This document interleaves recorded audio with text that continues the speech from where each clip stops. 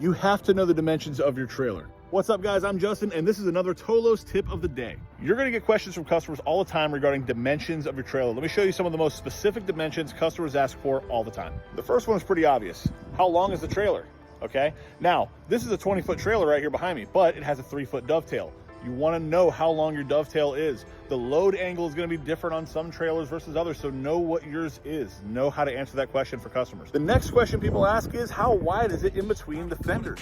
It's very important to know this because they might be loading a vehicle that's 78 inches, and I've got 80 inches in between these two fenders right here. So it's going to be very, very tight.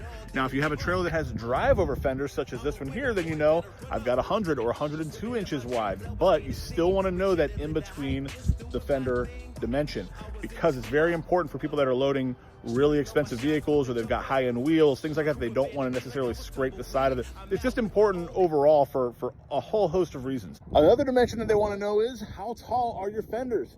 Are you lucky and find one that has really short 6-inch fenders like this one, or do you have some that are 11 inches tall? It's very important to know this because if they have a super low vehicle, then they need to open the door while it's loaded. If they can't pull it up all the way, or they can't, wherever it's loaded onto the trailer, they got to open the door to get out of this thing or climb out the window.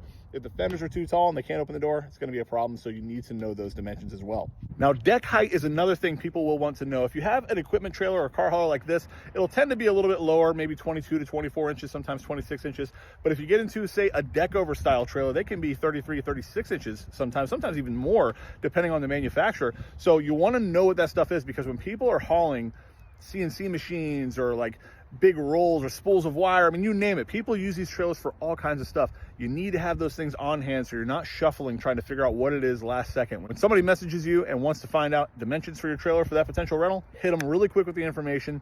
Don't give them a chance to look anywhere else. Book that rental.